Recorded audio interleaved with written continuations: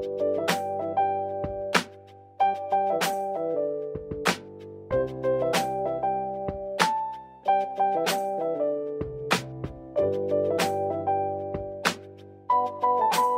everybody.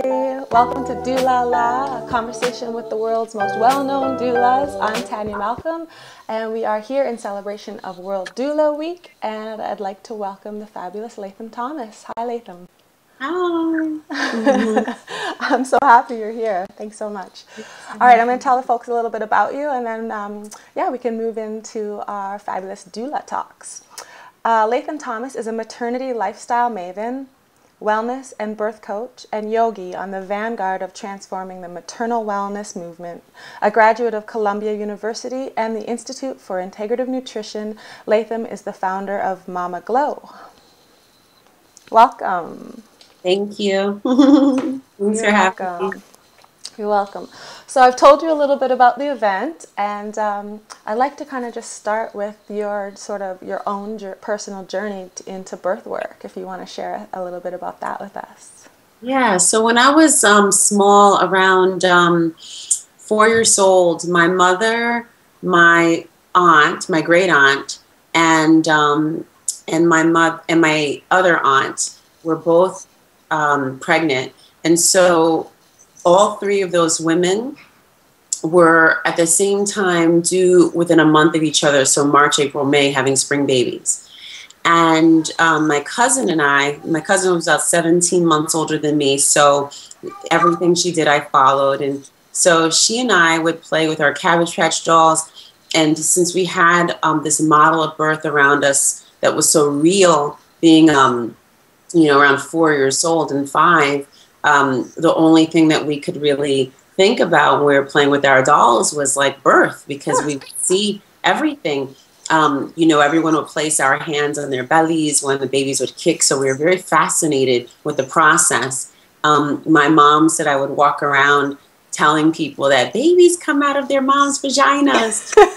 I was very little. And she said, I'm not surprised that you went into, being a doula as a result. But my cousin and I would deliver each other's Cabbage Patch dolls, and because we just thought oh, it must be simple and easy and fun.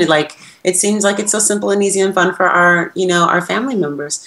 And so I had this very kind of whimsical and beautiful vision of what birth was like. And my mom, she left the house one day in the middle of the night. I went to see her the next day. The baby was there. I was like, this is kind of cool. The stork came, but I knew that the stork didn't come because she explained to me how the body works, and I also knew how babies were made. She explained to me, that a man and a woman make love and they make a baby, and so although I didn't know what the mechanism of that was, it wasn't like she told me that babies come in this muslin blanket delivered by a bird. And so I didn't have this kind of upbringing where there was shame in the body, or that there was something hidden about this process and what a woman actually goes through and experiences to become a more powerful version of herself. Yeah. So that was the beginning. Very. That's so fabulous from such a young age, and I'm going to let you continue, but I just want to comment on two things. One, mothers, if you're on the line, and birth professionals who are mothers, let's change the culture and start raising young women in this way that you just learned about. And second of all, what was the second thing I loved? Oh, I can't remember. That's okay, go on. I'm so inspired. I think in addition to that, I was raised in California, and everything's about nature, and the life cycles are so visual, and it's just a place where there's this soil that's incredible, and it's a beautiful, fertile environment. So I was really dialed into life cycles from just plants and animals and seeing things unfold by the season, growing food and things like that. So I was really tapped into that. And it wasn't until I was, going into college and stuff, when, there was this kind of small whispers around women's wellness and things. And so I was very involved in that, and as part of my exploration. But it was actually when I went to an ashram, and I was actually teaching, and it was 3 days after my birthday. This Vedic astrologer who was like 4 feet tall did this puja ceremony and blessed me and said, we have to do a reading. And I was like, cool, like I'm into divination. I love that. So let's do this reading. So I go into this little hut that he had, which was so cute. And it had cowrie shells and like chalk markings and all these things. And he was writing all this stuff down and throwing shells and using dust and like some spices. And it was like this whole very interesting ancient divination process that he was like kind of unfolding to tell me what I'm supposed to be doing in my life. And so he says, you're supposed to mother the mother. And I was like, okay, but I'm doing that. I had this other company and I was already working with expectant moms, but I had a ton of other types of clients. And so I said, well, okay, I get that, but I don't know, like I'm kind of already doing that. So it was unclear, but I said, okay, well, I'm just gonna, write these numbers down. And he gave me a set of numbers to think about, and I wrote everything down. And I came back to New York, and, very quickly I got back into my routine. So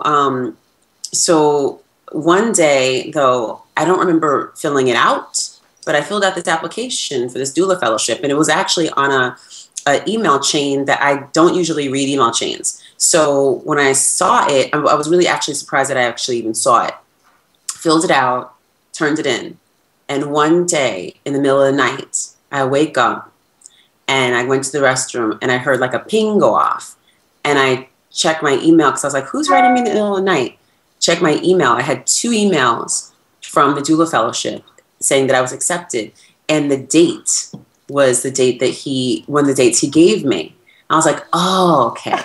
So it was very clear, it was always clear because I was resistant because people asked me when I was teaching yoga if I would be their doula. And I was like, well, no, like not really, I'm here for this part, but then I want to see you after the baby gets here. And I kind of knew inside that I was to do it, but I'm a Taurus, so everything kind of comes with dragging my feet and my hooves rather.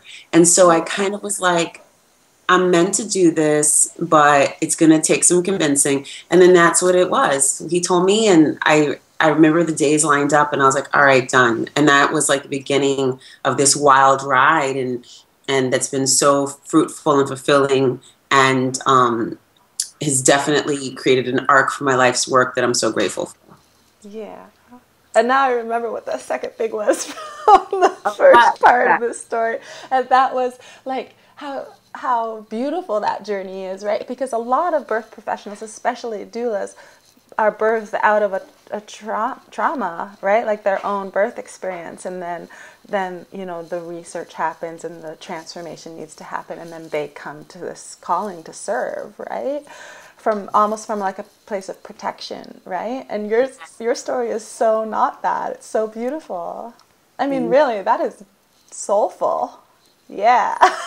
About it. I never connected the dots really until I got older and started asking my mother questions. And she would say things like, oh, it's so funny. I always knew. I was like, you always knew what? And then, so we kind of had that dialogue. But I mean, I definitely think my birth experience was a piece of it as well. Like that just reinforced for me the mission of service, because I think that, many of us are blessed in that before we embark on motherhood, we have like all the knowledge and pieces and support and people and resources. And then some of us have like none of that. Yeah. And so we just have like this internal reserve if we're connected to it to guide us. And so I think that it's really important to have the support, because it's so ancient, and we're actually primed in terms of our physiology, but more than that, like our neurology is set up in such a way that like connection is so key for us as women, and especially in a process that's about rite of passage, right? That when you're crossing a threshold, mm-hmm. and nobody wants to cross a threshold alone, right? So you always want to have somebody that you can hold their hand. And I remember feeling like when I was pregnant with my son, like who's here to hold someone's hand just to figure out where to go? How do you find an OBGYN? How do you find a midwife? Where do you, like, where do you go? Is there a phone book? And I was looking in phone books back in the day because my son's almost 12. Right. So it was the telephone book where we got our information. You did not go to the internet. Doulas are so blessed now because before, like, the work was so obscure because there was no connection in, you know, there was just not this idea of the World Wide Web. We had it. Nobody trusted it or used it in the way they do today. Yeah. And now it's like you can just type in on Google, which is your best friend, you know, for these things. You can type in on Google and you can find a wealth of resources and get lost in the type of information that's out there. Whereas before, we were really struggling, I think, to find how to piece together information and create an arc of an experience that we wanted based on what was out there. Yeah. So I think it's a great time to be in the birth movement, especially because there's a lot to change too. Yeah, it's a really exciting time right now. And that's part of the reason why I'm putting this event together, just to hear from all these doulas that are really excited right now. And yeah, there's a tide, right? And it's like it's peaking right now. And doulas, there's like also this. I'm so happy you mentioned community and not like crossing the threshold alone, because doulas are in a place where we're moving forward. You know, doulas are being covered through Medicaid in certain states. In Canada, we're looking at introducing doula care into our healthcare system. You know, like we're on the road to this abundance where where our passion can now be profitable as well, right? So yes. It's not just mothers that want to have someone to hold their hands, but us as birth professionals as well. We need to move forward together. So I'm really excited about that too. So let's move forward with our conversation as well. And I wanted to ask you about like a favorite doula moment where you're in, you know, you're in the birth, you're serving, you're holding space, and is there something that comes to your mind that is sort of one of your more precious moments in serving women? You know, I don't know if there's one. Yeah. Each one is so different that I can't say that there was one particular moment. I always feel like there is like a moment where you see things turn a different direction, whether it's the first time baby or like the fourth, where the mother, I just love being in that moment with her when you can tell like she's entered a portal and it's different and she's like someplace else and it's like showtime. You know, I love that time. And I love the moment when the mother and the baby meet for the first time, the family meets for the first time. It's like I stay high off of that. I don't have to sleep after that. You know what I mean? So I love that. I think though some of the more interesting things that have happened, I think, in the context of a birth is just the level of intimacy between the doula and the client, the mommy.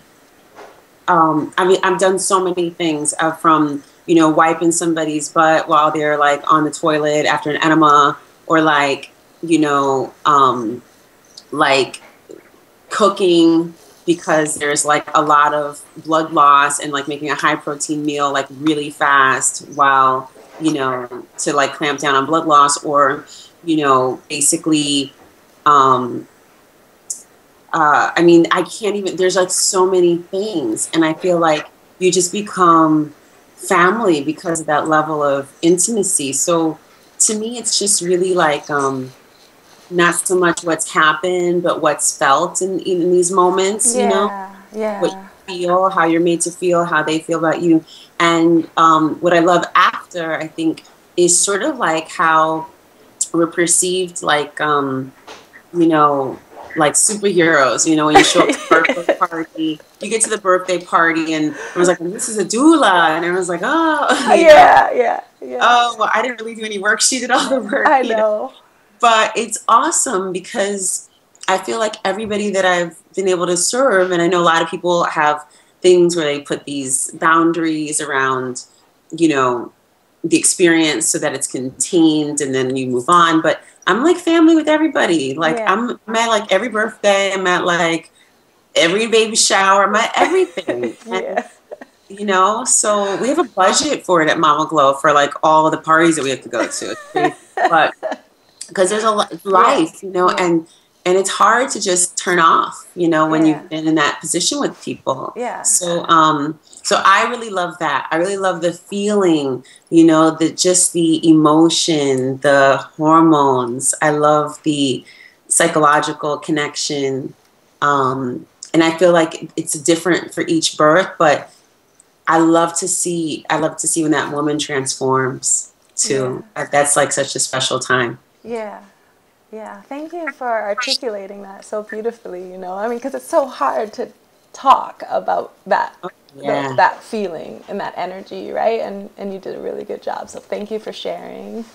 So do you teach your clients about those things, like about that moment and you know, as your practice grows, obviously, right? So my son is nearly 12 too, right? So I've been on this journey serving women for 10 years. And so like, I just feel like, oh gosh, if I knew, like for new doulas listening in, it's like, you're going to learn so much just by being at birth, right? And it's like, if I could like teach women what that sounds like, looks like, and smells like, that shift, like that transformation where you're like, this is the golden moment, here we go, we're there, you know? Do you talk about that with your clients? Or? Yeah, for sure. I think, you know, I like to have people understand as much as they can the mechanism of birth and the anatomy of labor and birth, so that they can feel confidence and a sense of comfort in knowing, you know, and then I like them to settle into the unknown. So I think if we understand what's supposed to happen, or what, you know, like what it looks like, what it feels like, then it's actually exciting. Like, oh my gosh, we're at 411. Oh my gosh, this is happening. Oh my God, that's a mucus plug. Oh my God. Like, it's exciting instead of like what's happening to me. It's more like, wow, this is happening through me. This is amazing. So it's like shifting, you know, the dialogue. And I think another thing I like to also engage around, just like the primal, instinctual, more animal process, because that's really important. Like, women have to realize that like you're not special, and that you're going to change the trajectory of something that's been happening for millennia. Like, you're not going to do that on your own. You're going to do what everyone else has done. And we don't want you to either. So we just want you to accept. Yeah. You could mess it up. How would you think that it's possible to mess up? Thank you. It's not, because you're equipped with everything. It's almost like insulting to think that you could change that. Like, you're going to be the one that messes it up. It's not a way to think. We have to think empowered. Like, I'm part of the tribe, just like everyone else before me, and everyone at this moment who is giving birth around the globe. I'm in sisterhood. I'm held by my ancestors, by my doula, by my family. I'm good. Like, nothing can happen. Like, even if it doesn't go the way you want, whatever happens, you are held. You are swaddled in love. You are cared for, and you are capable. And whatever you have to go through, you can get through it. And I think that the biggest thing that we like to talk about is sort of like giving people spiritual fitness as a way to enter this process. So it's not just, okay, like my body and training my body and doing my yoga so my body's doing something, but like your mind has to be on board, right? The brain has to be on board, because as we know, if the mind is not like shut off to a certain extent, then the brain can't do what it needs to do to get actually out of this erratic state of brain waves to like a more, you know, serene, dreamy, trancy, daydreamy state. That's where we birth, right? That's where we have really good birth, from that state. And so like helping women to understand like how the brain is a partner in your birth, how the brain is like the largest sexual organ. It is going to govern the process, as well as your emotions will dictate the hormonal cocktail. So if we don't understand that these are important factors, and then if birth professionals don't understand those are important factors, then it's really hard for you to sort of encapsulate an experience or try to figure out what's going on if you're not understanding that all those things have everything to do with each other, right? Yeah. Like if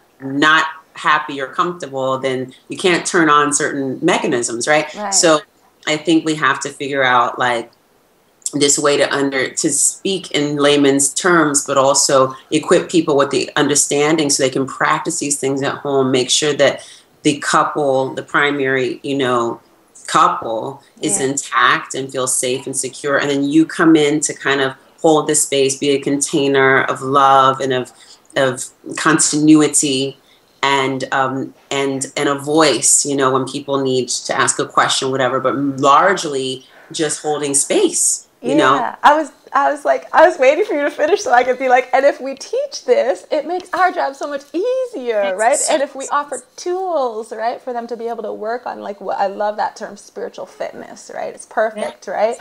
And so that also leads to, I want to tell people about your book, and I know because it offers so much of the tools that we need, right? It's my new favorite resource. I give it to all my clients, and my friends. My very best friend, she lives in Aspen, and I'm, you know, I like trying to get invited to the birth, you know, but anyway, she hired a local doula, so good for her. She's pregnant and expecting in June, and I said, Mama Glow, it's the best new book, you gotta get it.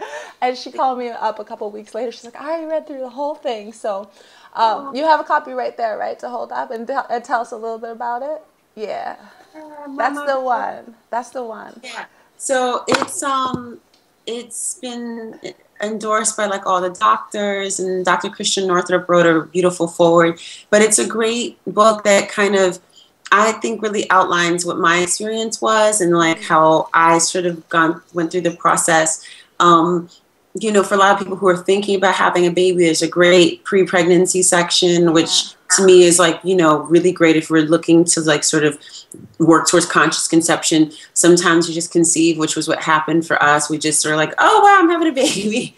So, and, you know, unplanned is great too, because, you know, that's great. You know, for me, it worked out. We were happy. It was unexpected, but certainly wanted, right? Yeah. So I think that moving through the 3 sections that we have for each trimester, and then there's a postpartum section too. So it's like really goes the entire arc. And I think it's useful for women who are having challenges, but also useful for women who, you know, are already along their way, and kind of reading for what, not just where you're at, but even like when you're done, like going through the pre-pregnancy section to get yourself back into like your pre-baby body and get back into like a groove again. And, you know, I think it's really good for that too. I also just did a story for Essence magazine that'll come out in May. Great. And it's also on pre-pregnancy prep for there's like a generation that just doesn't know that,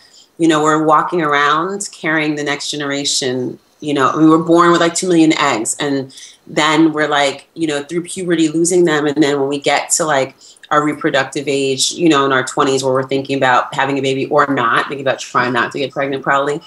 Yeah. But then when it becomes the time, right, thinking about what choices I'm making, is that aligned with, you know, cultivating new life, like staying up till 2:30 in the morning or drinking or this or that. So I think it's really important for us to think like, wow, what's in me now is the future. I have my grandkids in me now, right?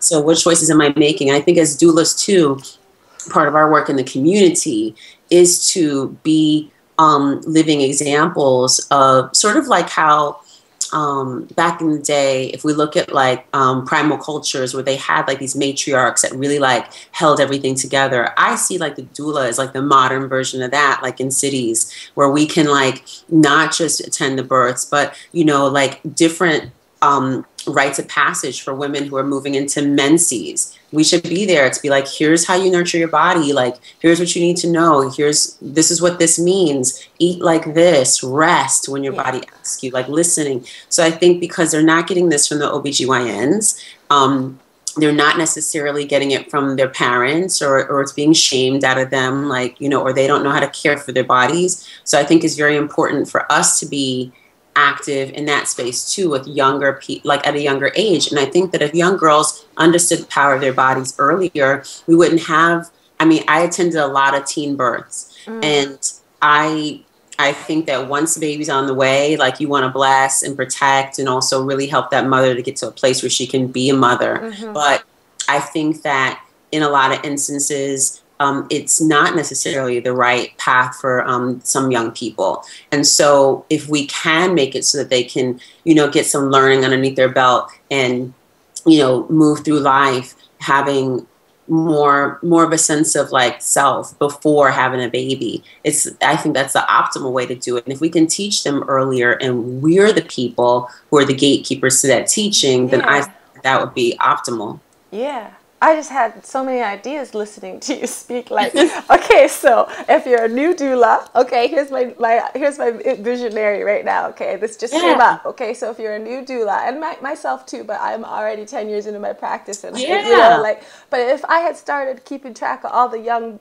female little baby girls I seen into the world, and when I'm keeping track in a journal of like 2004, so by 2014 I'm reconnecting with their parents and saying, I want to, you know, all the baby girls you saw born in a year, you have a party to, like, or a celebration of some kind, onto moving into womanhood and talking about that, right? Good idea, huh? Because, you know, like you said, we stay connected to our clients, right? We're celebrating their birthdays, and so we can kind of like shift our work into that sort of like bigger picture, right? Not just the birth and the mother, but the community of women. Yes, and I think that that's the one thing.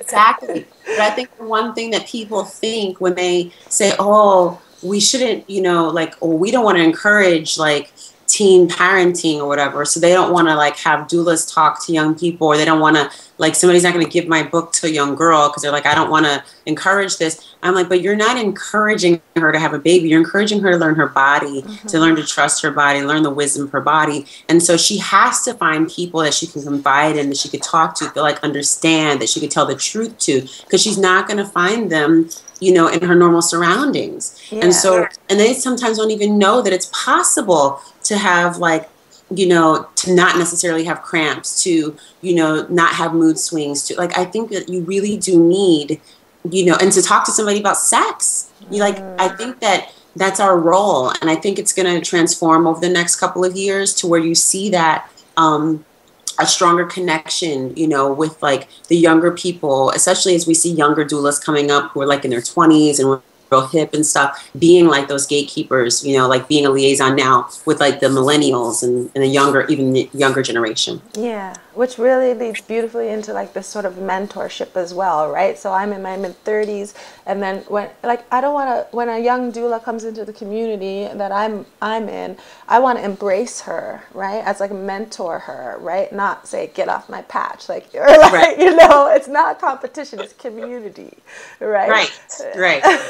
The No, more 100%. doulas, the better, right? The better. For More to serve. For the whole world, right? Exactly. More to serve.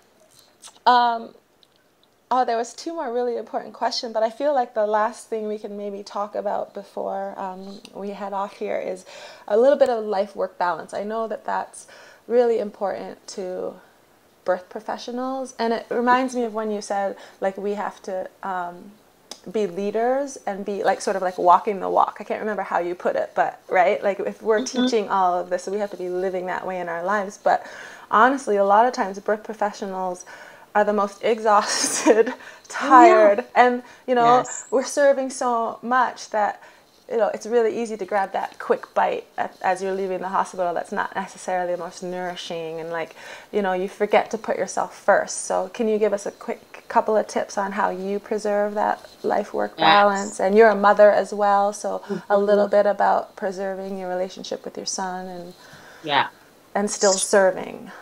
Yeah, I think it's always a dance. I think I like to see it like as a juggle, and more of like when you are tightrope walking, you have like a pole that you use, and that pole is designed to actually throw you off balance.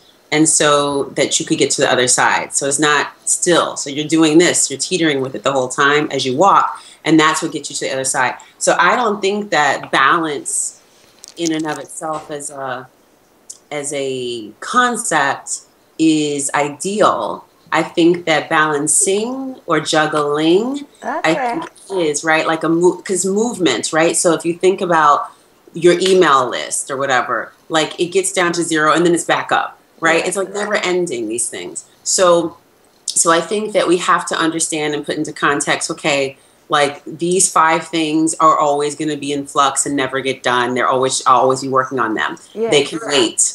I need to rest, right? Yeah. And so that's key. I think taking naps is a big one. If you don't have time to sleep really long for whatever reason, came in late or have a birth or kids or whatever's going on, I do this thing where it's called the leg drain. I throw my legs up the wall at 45 degrees. I lie my back. My legs are up the wall. The blood and the lymph drains down back up to the heart. And that cycle actually creates this this trick with the circadian rhythm where your body thinks that you've been sleeping for 2 hours if you've hung out there for like 20 minutes. So it's like a thing I'll do in the hospital or a thing that I'll do like, you know, at home or whatever, if I know I can't really get like a serious nap in. But I think also packing snacks, you know, I do a pantry on the go all the time because I know that I need to eat. I'm not good if I don't eat, you know, to anybody.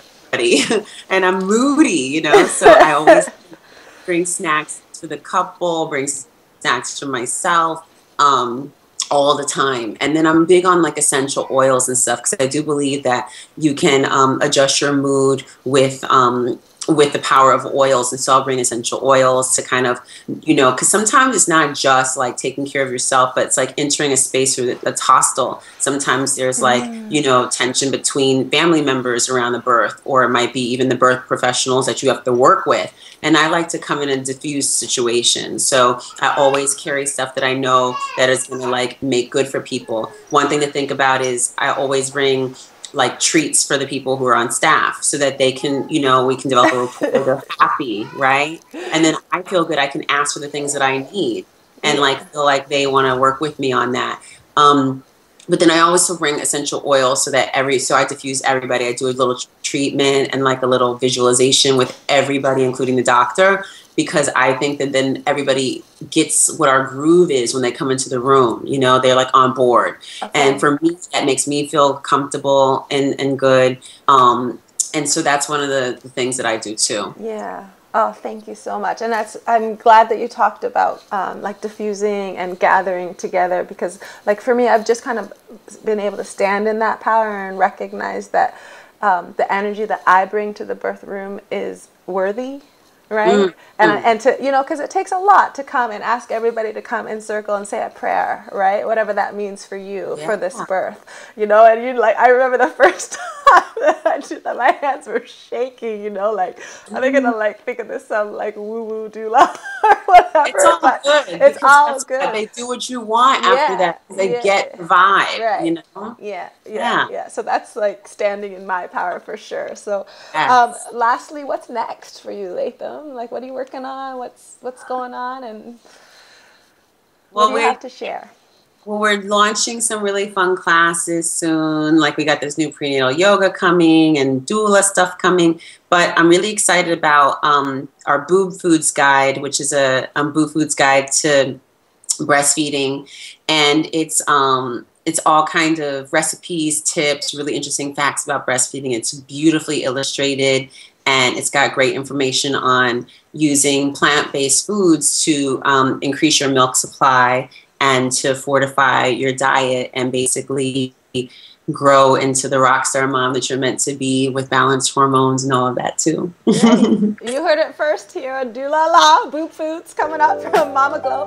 Definitely connect with Latham Thomas, mamaglow.com. She's on Twitter and Instagram at Glow Maven. Thank you so much for being with us today. Have a wonderful Friday.